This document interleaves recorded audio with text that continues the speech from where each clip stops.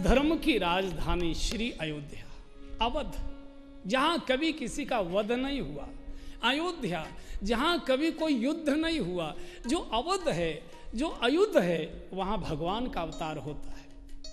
और जिस दिन अयोध्या में जरा सी कलह हुई, उसी दिन भगवान निकलकर बाहर चले गए। हृदय अवध बने, हृदय कलह क्लेश से मुक्त रहे, अयोध्या बने, अवध रहे, भगवान का अवतरण होगा। 3 रानियों के सहित महाराज बहुत आनंद का जीव। देखो गुरु कृपा कैसे होती है। कृपा मांगो मत, मांगी दया जाती है, कृपा स्वयं होती है। गुरुजन दया नहीं करते, गुरुजन कृपा करते हैं। देवता दया करते हैं, भगवान कृपा करते हैं। कृपा मांगी नहीं जाती, कृपा स्वयं आती। और आप देखिए दशरथ जी ने अभी अपने जीवन के दुखड़े का रोना वशिष्ठ जी को नहीं रोया, लेकिन गुरु के घर में शिष्य के कल्याण की चर्चा होने लगी, चर्चा हो गई, कृपा की शुरुआत हो गई। मानस में तो नहीं है, हमने संतों के मुख से सुना है। एक दिन अरुंधति जी ने वशिष्ठ जी को प्रश्न किया, महाराज आप राज पुरोहित हैं, राजगुरु हैं, ब्रह्मा जी के मानस पुत्र हैं, और आपके रहते दशरथ जी के आंगन में लाल जी का जन्म नहीं हो रहा है, लाल जी का प्राकट्य नहीं हो रहा है, क्या बात है महाराज, क्या बिना लाल जी के रह जाएंगे? वशिष्ठ जी ने कहा कि देवी लाल जी तो हो जाते, लेकिन राजा में लाल जी की लालसा ही नहीं है। बोले अगर लालसा मैं पैदा करा दूं तो? बोले लालसा तुम पैदा करा दो, लाल जी हम पैदा करा दें, लालसा तो चाहिए ना। अगले दिन अरुंधति जी अपने पौत्र को गोद में लेकर शिखा पढ़ाकर भवन में आ गए। रानियों ने स्वागत किया। इतने में जब दशरथ जी राजसभा से आए और गुरु माता को देखा तो प्रणाम किया, तो जो बालक गोद में लगा था अरुंधति जी के पौत्र था, उसको शिखा पढ़ा के भी लाई थी, तो नोच लिया अरुंधति जी ने, तो बालक रोने लगा। दशरथ जी ने पूछा क्या बात है, गुरुपुत्र क्यों रोते? बोले वैसे रो गए। ऐसे कैसे रो जाएंगे, कोई बात तो होगी। बोले नहीं बात तो है, आपके सुनने लायक नहीं है। उत्सुकता पैदा है, बताइए तो सही। बोले नहीं राजन, बालक है ना, अबोध है, अज्ञानी है, मालूम नहीं क्या बोलना क्या नहीं बोलना, ऐसी बात बोलता है, आपको सुनोगे तो आपको कष्ट होगा, जाने दो ना, बच्चे की बात पर क्या और उत्सुकता पैदा। दशरथ जी ने चरण पकड़ लिए, बोले नहीं पहले हमको बताइए गुरुपुत्र क्या बोले। तब अरुंधति जी ने कहा कि बालक कह रहा है दादी माँ, मेरे पिताजी की तो पुरोहिताई चल गई, पर मैं किसकी पुरोहिताई किया करूंगा। दशरथ जी मुख से तो नहीं बोले, लेकिन छाती पर जैसे हथौड़ी की चोट किसी ने मार दी। इतने ग्लानि में गल गए, सीधे कक्ष में भोजन भी नहीं किया, राजसभा भी छोड़ दी, बत्ती बुझा दी, और पूरी रात रोए हैं। पूरी रात गोस्वामी जी ने वर्णन किया है। एक बार पति मन माही, एक बार पति मन माही, भई गलानी रे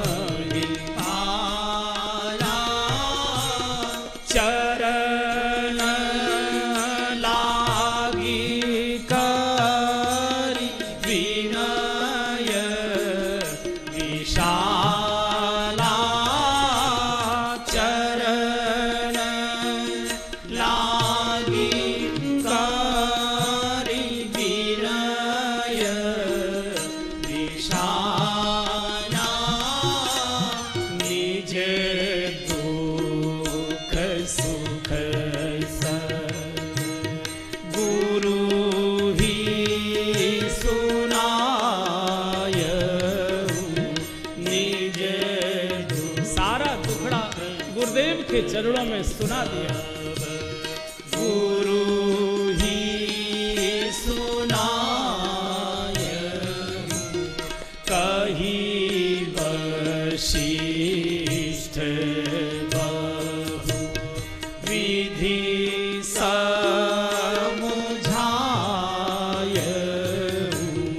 कही वशिष्ठ बहु विधि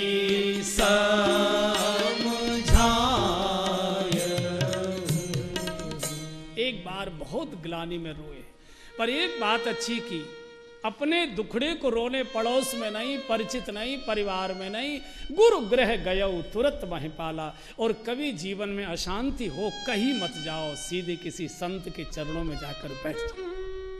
समाधान नहीं मिलेगा, शांति जरूर मिले। प्रातःकाल का समय वशिष्ठ जी पूजा के आसन से खड़े ही हुए थे, सीधे पहुंच गए और पछाड़ खाकर दशरथ जी ने चरण पकड़ लिए। इतना रोए, निज दुख सुख सब गुरु ही सुनाए। गुरुदेव रक्षा करो, क्या मेरे साथ मेरे राजभवन के दीपक बुझा दिए जाएंगे? क्या अवध अनाथ के अनाथ रह जाएगी? क्या मेरे राज्य को उत्तराधिकारी नहीं मिलेगा? क्या मेरी महारानियों की गोद सोने की सुनी रह जाएगी? इतना रोए, इतना रोए।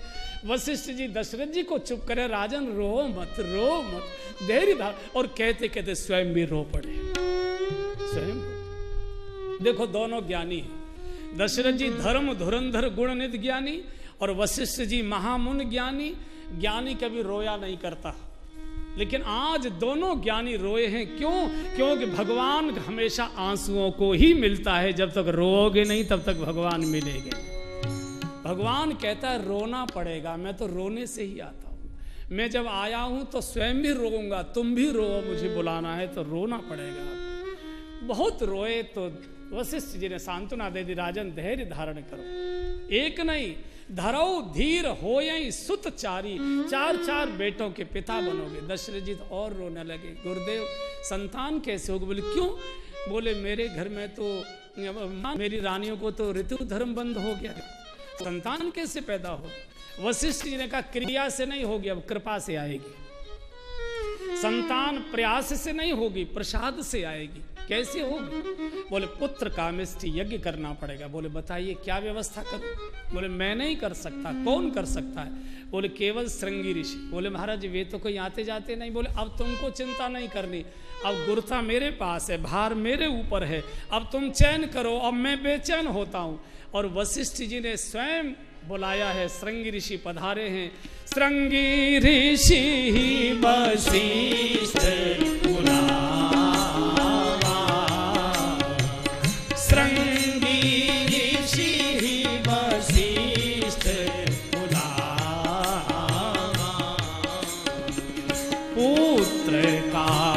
शुभ यज्ञ करावा, पुत्र काम शुभ यज्ञ करावा। श्रृंगी ऋषि आए हैं, सरयू के किनारे यज्ञ का शुभारंभ, स्वाहा स्वाहा का उद्घोष। जैसे जैसे यज्ञ पूर्णता की ओर, तैसे तैसे अयोध्या में मंगल शकुन होने लगे। और जैसे ओम पूर्णमदः पूर्णमिदं पूर्णात् पूर्णमुदच्यते पूर्णस्य पूर्णमादाय पूर्णमेवावशिष्यति, उसी समय यज्ञ वेदिका से स्वयं यज्ञ नारायण प्रकट हो गए। बोलिए यज्ञ नारायण भगवान की जय। हाथ में पायस प्रसाद लीजिए, वशिष्ठ जी आपके मनोरथ पूर्ण हुए। वो प्रसाद दशरथ जी को दिया। बोले जाइए प्रसन्न मन से महारानियों को वितरण करो। नाचते हुए महाराज राजभवन आए हैं, प्रसन्नता से रानियों को प्रसाद दिया है। और जैसे ही महारानियों ने प्रसाद का सेवन किया, माताएं गर्भवती हो गई। भगवान कौशल्या माँ के उर से उदर में आ गए। और गोस्वामी जी ने लिख दिया, जाओ दिन ते हरि घर भरी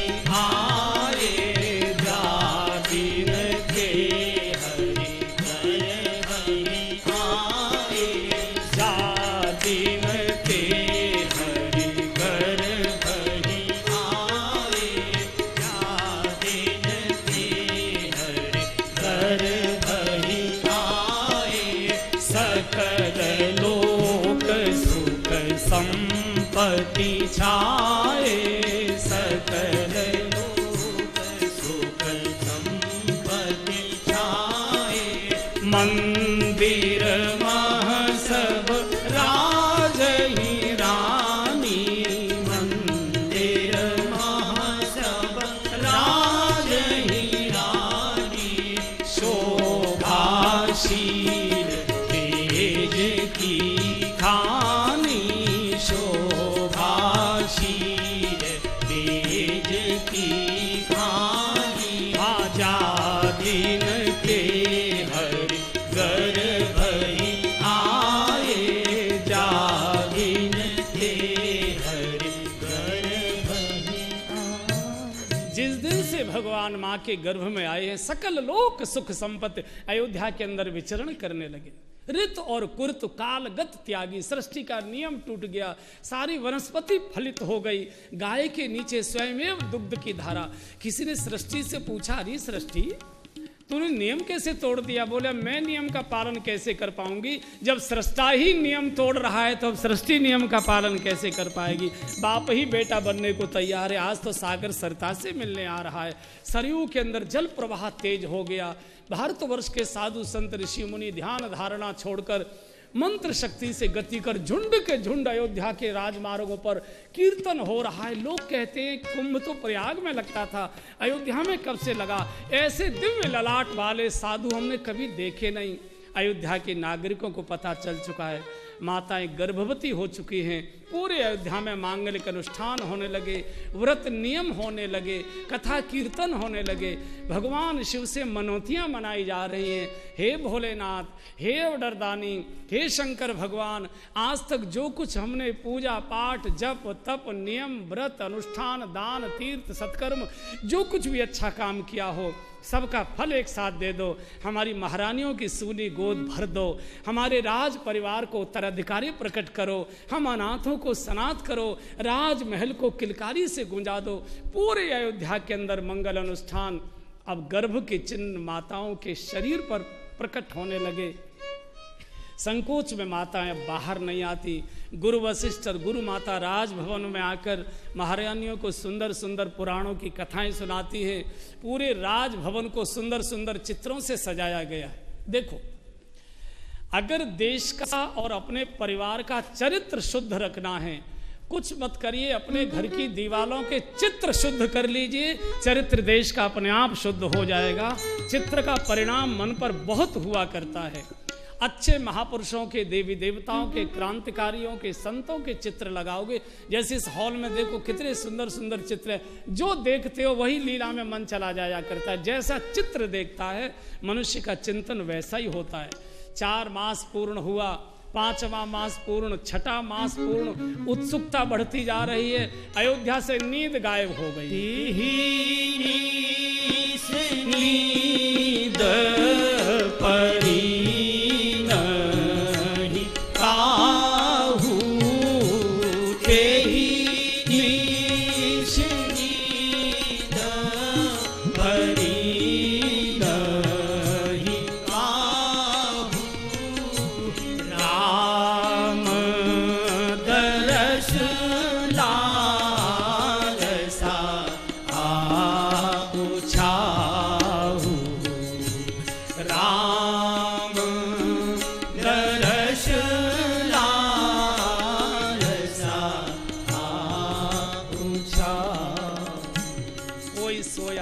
अयोध्या से नींद गायब हो, कोई सोता नहीं है। सबको भय लगता है, चूंकि जो सोवत है सो खोवत है, जो जागत है सो पावत है। निंदा और निद्रा यही भक्ति में बाधक है। 7वां मास पूर्ण, 8वां मास पूर्ण, उत्सुकता बढ़ती जा रही है। लोग दौड़ दौड़ कर राजद्वारे जाते हैं। सेवक सेविकाओं को पूछते क्या समाचार है? बोले धैर्य धारण करो, प्रतीक्षा करो, जैसे ही जन्म होगा आपको घर समाचार मिल जाएगा। राजभवन के अटारियों से आपको मंगल वाद्य सुनाई पड़ेंगे। 9वां मास प्रारंभ हो चुका है।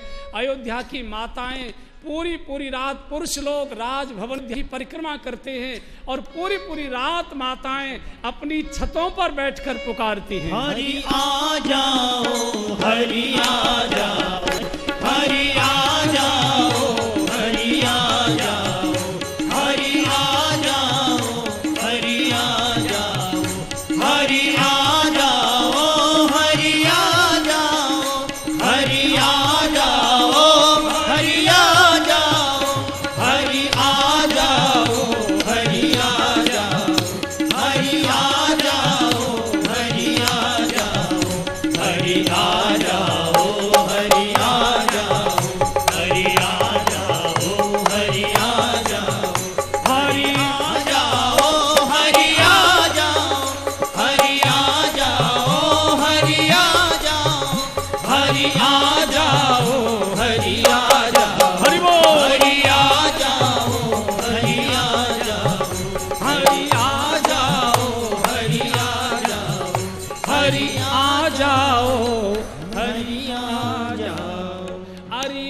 जाओ।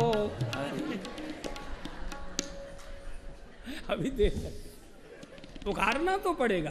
पुकार 9वां मास पूर्ण, 10वां मास पूर्ण, 11वां मास पूर्ण। और अब गोस्वामी जी घोषित करने जा रहे हैं जोग लगन ग्रह बार तिथि सकल भय अनुकूल चर और अचर हरजुत राम जन्म सुखमूल। गोस्वामी जी ने घोषणा कर दी 9वीं तिथि मधुमास पुनीता रामा हो रामा। 9वीं तिथि मधुमास पुनीता रामा हो रामा। अरे शुक्ल पक्ष अभिजित हरि सीता रामा हो रामा। शुक्ल पक्ष अभिजित हरि सीता रामा हो रामा। अरे मध्य दिवस अति शीतल घामा हो रामा। रामा मध्य दिवस अति शीतल घामा हो रामा। रामा पावन काल लोक विश्रामा रामा हो रामा। पावन काल लोक विश्रामा रामा हो रामा। ये जी रामा राम, ये जी रामा हो राम, ये जी रामा हो राम, ये जी रामा हो रामा। घोषणा हो गई चैत्र मास के शुक्ल पक्ष की 9वीं मंगलवार का दिन दोपहर 12 बजे का समय अवतार घोषित कर दिया। देखो संयोग, देखो जब त्रेता में भगवान का अवतार हुआ था उस दिन भी शुक्ल पक्ष था और 9वीं तिथि थी। और आज हमारी कथा में भी अवतार हो रहा है, शुक्ल पक्ष है और 9वीं की तिथि है आज। 9वीं तिथि मधुमास पुनीता रामा हो रामा। 9वीं तिथि मधुमास पुनीता रामा हो रामा। अरे शुक्ल पक्ष अभिजित हरि प्रीता रामा हो रामा। शुक्ल पक्ष अभिजित हरि प्रीता रामा हो रामा। और 12 बजी जाएगा थोड़ी देर में। 3 चीज मिली जा रहे हैं, 12 बजने ही जाला है। 9वीं तिथि दोपहर 12 बजे का समय अटपटा लगता है। माताएं कहती है दोपहर 12 बजे क्यों? जन्म तो प्रातःकाल ब्रह्म मुहूर्त में शुभ माना जाता है, लेकिन दोनों ही अवतार एक दिन के 12 बजे, एक रात के 12 बजे। चलो भगवान कृष्ण का तो समझ में आ रहा है कि रात के 12 बजे क्यों आए, इन्हें तो चोरी करनी थी। चोर तो रात में ही निकला करते। भगवान श्री राम दिन के 12 बजे क्यों आए? देखो दोनों ही अवतार भक्तों का दुख दूर करने आते हैं। 12 बजे का समय ऐसा होता है जब मनुष्य को भूख सताती है और भूख में व्यक्ति गुस्सा करता है, क्रोध करता है। भगवान कहना चाहते हैं, श्री राम कहना चाहते कि देखो भैया, जब संसार के भोगों की क्षुधा तुमको पीड़ा दे उस समय मेरे नाम का कीर्तन करना। अगर तुम राम राम कहोगे तो तुमको आराम मिलेगा, विश्राम मिलेगा, सकल लोक दायक विश्राम। और 12 बजे का समय ऐसा भी होता है, पहले अब तो जरा समय बदल गए, लेकिन पहले व्यक्ति 12 बजे भोजन करके थोड़ी देर विश्राम करता था। भगवान कहते मैं आऊं तो दुनिया में कोई श्रम करता दिखाई न दे, सबके सब विश्राम करते दिखाई दे, तब मुझे भी विश्राम मिलेगा। सकल लोक दायक विश्राम। और भगवान श्री कृष्ण रात्रि के 12 बजे पूज्य डोंगरे जी महाराज बहुत सुंदर इसका समाधान करते थे। वो कहते थे 24 घंटे में 8 प्रहर होते हैं, 4 दिन के, 4 रात्रि के, 6 से 9, 9 से 12, 12 से 3 और 3 से 6, फिर रात्रि को 6 से 9, 9 से 12, 12 से 3 और 3 से 6। तो डोंगरे जी कहते थे कि पहले प्रहर में 6 से 9 में ढोंगी लोग जागते, नाटक नौटंकी वाले। दूसरे प्रहर में 9 से 12 भोगी जागा करते हैं। तीसरे प्रहर में रात्रि को 12 से 3 बजे के बीच में रोगी जागा करते हैं। और चौथे प्रहर में प्रातःकाल 3 से 6 बजे के बीच में योगी जागा करते हैं। तो रात्रि को 9 से 12 का समय ऐसा होता है जब मनुष्य को काम सताता है, काम पीड़ा देता है। भगवान श्री कृष्ण कहते हैं कि जब तुझे काम सताए उस समय अपने पलंग पर बैठकर मेरे नाम का कीर्तन करना, मेरा आगमन होगा तो काम की मार से बच जाएगा। दो ना मार से बचाने। अभी किसी को कुछ मालूम है? अयोध्या में अपार भीड़ है, आकाश में देवताओं के विमान गर्जन कर रहे हैं, साधु संत परिक्रमा में जय जयकार, पूरी कीर्तन से धूम मची हुई है। राजभवन के अंदर और बाहर पूरे नगर के अंदर कोलाहल। अभी किसी को कुछ मालूम नहीं क्या होने जा रहा है। कौशल्या जी प्रातःकाल सरयू स्नान करके आई हैं। आज माँ ने श्वेत परिधान धारण किया है, वेश भी, उन्होंने केश भी खोल रखे हैं और सब सेवकाओं कहा कि आज मुझे व्यवधान नहीं करना, सब बाहर जाओ, मुझे विशेष पूजा करनी है। कोई गया नहीं, सब छुप कर बैठ गए और माँ भगवान लक्ष्मी नारायण की चतुर्भुज प्रतिमा के सामने सुखासन लगाकर ध्यान की भाव में डूब गई। जैसे जैसे घड़ी की सुई आगे बढ़ती जा रही है, माँ ध्यान में जैसे जैसे डूबती जा रही हैं, पूरे शरीर के रोए माँ के खड़े हो गए, भाल पर पसीने की बूंदें टपकने लगी। माँ को ऐसा लग रहा है कि मेरे हृदय से कोई अलौकिक वस्तु प्रकट होने के लिए लालायित। पूरे जगमोहन में दिव्य नील वर्ण का प्रकाश हो गया, पूरे वातावरण में कस्तूरी की सुगंध आने लगी। माँ की श्वास की धकधकी ज्यादा बढ़ गई, श्वास गति तेज हो गई, रोए खड़े हो गए, पसीना टपकने लगा, पूरे शरीर में कंप होने लगा। घड़ी आगे बढ़ती जा रही, घड़ी ने 9 बजाए, 10 का घंटा बजा, 11 का घंटा बजा, 11:30 की घंटी बजी और जैसे ही टन टन टन टन 12 का घंटा बजा, माँ के सामने चतुर्भुज नारायण प्रकट हो गए। बोलिए चतुर्भुज नारायण भगवान की जय। प्रकट कर पाला, चारों आयुध लेकर भगवान नारायण प्रकट हुए। माँ ने बड़े भाव से स्तुति गाई है। जब आप दर्शन करने परिक्रमा करने जाएंगे उस समय बस में बैठे पूरी स्तुति गाते जाइए। तो माँ ने बड़ी भावपूर्ण स्तुति की और ऐसा संतों से हमने सुना है कि माँ रूठकर मंदिर के बाहर जाने लगी तो भगवान दौड़े, माँ माँ सुनो सुनो। बोले बिल्कुल नहीं सुनेंगे। बोले क्यों? बोले आपने हमारी कहाँ सुनी है जो हम आपकी सुनेंगे। बोले मैंने क्या? एकदम दौड़कर भगवान ने माँ का लहंगा पकड़ लिया। देखो जब बालक माँ को पकड़ता है तो माँ का लहंगा ही पकड़ता है, माँ के कटी प्रदेश से नीचे के ही कपड़े पकड़ता है वो एकदम। तो चूंकि माँ कभी मर्यादा को उल्लंघन नहीं कर सकती और कटी प्रदेश के नीचे के वस्त्र मर्यादा के माने गए, तो एकदम वो मर्यादा को पकड़ लेता है, बालक आगे नहीं बढ़ सकती माँ। तो एकदम माँ का लहंगा पकड़ लिया। क्या बात, क्यों जा रही हो? बोले आपसे हम नाराज हैं। क्या बात हो गई? बोले आपने झूठ बोला हमसे। झूठ? सत्यनारायण और झूठ बोलेगा? बोले आपने बोला है। बोले मैंने कहाँ बोला? बोले आपने कहा था कि मैं बेटा बनकर आऊंगा और आप तो मेरे दादा बनकर आए। ये प्रतिज्ञा है क्या आपकी? यही वचन निभा रहे हैं आप? ये भगवान का भूल हो सकती है, जल्दबाजी में गड़बड़ हो गई होगी, ठीक ठाक किया जा सकता। बोलो क्या चाहती हो? बोले 4 हाथ अच्छे नहीं लगते, पहले 2 हाथ करो, मैं कहाँ ऑपरेशन कराऊंगी जाकर। भगवान ने 2 हाथ कर दिए। बोले आप? बोले थोड़े छोटे हो जाइए। भगवान छोटे हो, ऐसे नहीं और छोटे हो। देखो भक्ति की शक्ति देखो कि ब्रह्म को छोटा करती जा रही। बोले ऐसे नहीं, बिल्कुल गर्भ से जैसे ताजा बालक आता है ऐसा रूप बनाइए।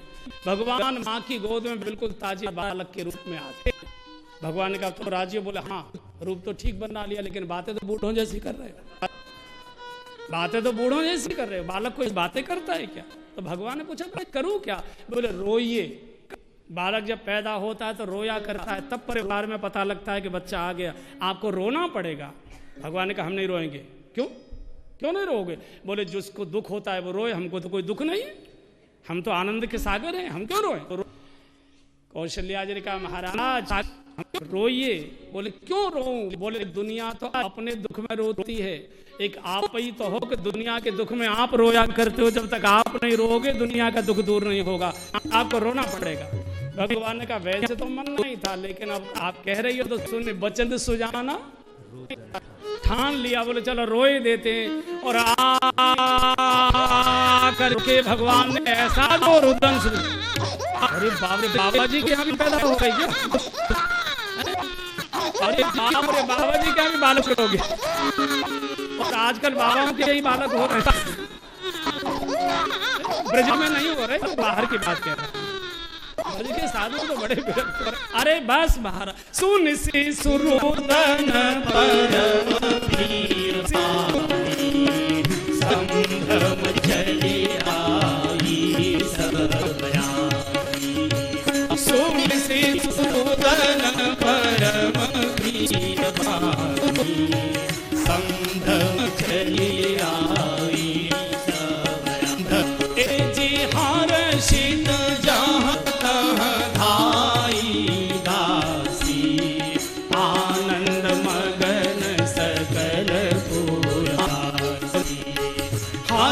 प्रीत जहाँ तहाँ धाई दासी, आनंद मगन सकल पूरवासी, आनंद मगन सकल पूरवासी, आनंद मगन सकल। माँ को तो समाधि लग गई, दौड़कर दो दासिया राज भवन, महाराज की जय हो, महाराज की जय हो, महाराज बधाई हो। अरे बसंती बाई, अरे चमेली बाई, अरे क्या खबर लाइए? बोले ऐसे ना बताऊंगी महाराज, पहले इनाम दे, वो बता तो सही। बोले कौशल्या माँ की गोद में बहुत सुंदर सावले सलोने कुंवर आए हैं। अरे दशरथ जी तो दशरथ पुत्र जन्म मानव ब्रह्मानंद दशरथ पुत्र जन्म सुनिधाना, मानव। अरे सुमंत्र जल्दी बाजे वाले बुलाओ, बाजे बजवाओ। परमानंद पूरी बन राजा कहा बुलाए बजा, अरे परमानंद पूरी बन राजा कहा बुलाए बजा,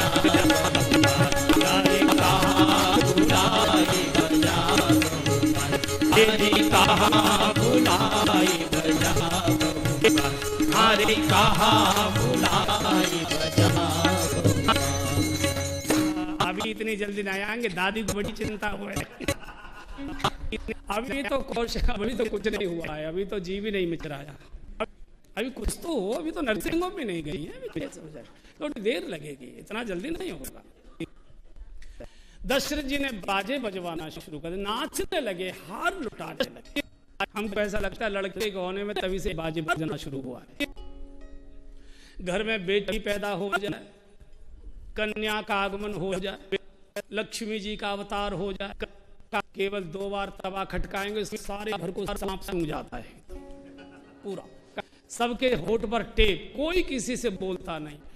और लड़की पैदा होने पर दादी और बुआ, इनकी तो नानी मर जाती है।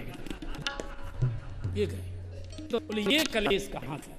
और लड़का जिंदगी भर बाप की खोपड़ी बजाए। लड़का एक परिवार हमारे पास आया, बोले महाराज जी आशीर्वाद चाहिए। हमने कहा का? बोले कोई लड़का नहीं। अरे हमने कि 3 लड़कियां इतनी सुंदर आपको। अरे बोले नाम कौन चलाएगा? मैंने कि किसी बेटे ने अपने बाप का आज तक कोई नाम चलाया है? कोई एक उदाहरण है जिस बेटे ने चलाया हो? आप मेरे सामने जितने बैठे हो, आप अपने दादा के परदादा का ही नाम बता दो। 5वीं पीढ़ी तो पूरा है, 5 पीढ़ी वाले को, और उसी का खेत खा रहे हो, उसी का माल खा रहे हो, उसका नाम ही याद नहीं। मीरा जी को आज तक गा रहे हो, सूरदास जी को आज तक ढो रहे हो, तुलसीदास जी को आज तक पूजा कर रहे हो, और अपने परदादा के बाबा का नाम ही मालूम नहीं। और सबसे पहले बाप का अगर कोई नाम कटवाता है तो बेटा ही कटवाता है। जब तक 13वीं भी नहीं हो पाती बाप की, तब तक पासबुक देके बैंक में बाबूजी का नाम काटो। फर्द पटवारी के पास देखो भाई, जिस घर में बेटी का जन्म नहीं होता वो घर का आंगन सूना रहता है। जिस घर के आंगन से बेटी की विदाई नहीं होती, शादी के समय विदाई के मीठे मीठे बेटी के जिस आंगन में आंसू नहीं गिरते, वो आंगन में कभी रस होगा ही नहीं, आंगन हमेशा नीरस रहेगा। इसलिए बेटी की विदाई के आंसू आंगन में गिरने ही चाहिए। अगर अपने घर में बेटी पैदा नहीं हुई तो किसी भी बेटी की शादी अपने आंगन में कराइए और वहां से बेटी को विदा करिए, आंसू गिरने ही चाहिए। ये शास्त्र प्रमाण है। बेटी के आंसू घर में रस वर्षा के जाया करते, वो आंसू दुख के नहीं होते, वो आंसू आनंद के हुआ करते हैं। और जिस जगह आनंद के आंसू गिरेंगे उस घर में रस और आनंद हमेशा बढ़ता रहेगा। जिस घर में बेटी रहती है उस घर में आनंद ही आनंद हमेशा रहता है। इधर अयोध्या के नागरिक दौड़ पड़े, राजभवन में अपार भीड़।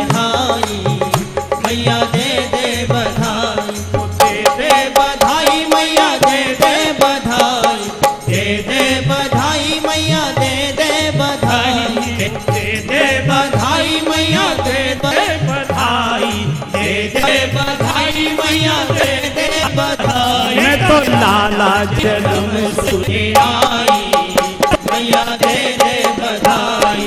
लाला जन्म सुने आई, मैया दे दे बधाई। बधाई हो बधाई हो बधाई हो बधाई हो बधाई हो बधाई हो बधाई हो बधाई हो बधाई हो बधाई हो बधाई हो बधाई हो बधाई हो बधाई हो बधाई हो बधाई हो बधाई हो बधाई हो। जय श्री राम जय श्री राम जय श्री राम जय श्री राम बैठ जाइए जय श्री राम बैठ जाइए जय श्री राम सब बैठो जय श्री राम जल्दी बैठो जय श्री राम जय श्री राम जय श्री राम जय नहीं भैया मत जय श्री राम जय श्री राम जय श्री राम जय श्री राम। बधाई हो बधाई हो बधाई हो बधाई हो बधाई हो बधाई हो। बोलिए राजा रामचंद्र भगवान भगवान की जय श्री गिरिराज महाराज की की जय आज के आनंद की की जय यजमान परिवार की जय। चल पहले सूचना होगी आरती तब नहीं हाँ। पहले सूचना करिए बस उसी दिन को जाना है फिर अभी आरती में पहले सूचना हो जाए पहले। हेलो अम्मा जी के पास बहुत बधाई भरी है। आप जब अम्मा जी उतरे तब ले लीजिए सब। आरती उतारूं मैं तो तन मन वारूं, हे राजा राम तेरी आरती उतारूं। कनक सिंहासन राजत जोरी, दशरथ नंदन जनक किशोरी। युगल छवि को सदा निहारूं, हे राजा राम तेरी आरती उतारूं। वाम भाग शोभित जग जननी, चरण विराजत है सुत अंजनी। इन चरणों में जीवन वारूं, हे राजा राम तेरी आरती उतारूं। चरणों से निकली गंगा प्यारी, पावन करती है दुनिया सारी।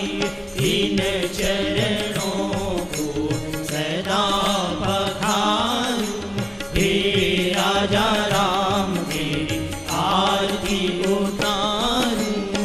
आरती हनुमत के मन भावे, राम कथा नित शिव जी गावे। मैं सुन सुन निज जन्म सवारूं, हे राजा राम तेरी आरती उतारूं। हे राजा राम तेरी आरती उतारूं। आरती उतारूं मैं तो तन मन वारूं, आरती उतारूं मैं तो तन मन वारूं। हे सीताराम तेरी आरती उतारूं, हे राजा राम तेरी आरती उतारूं। बोलिए सियावर रामचंद्र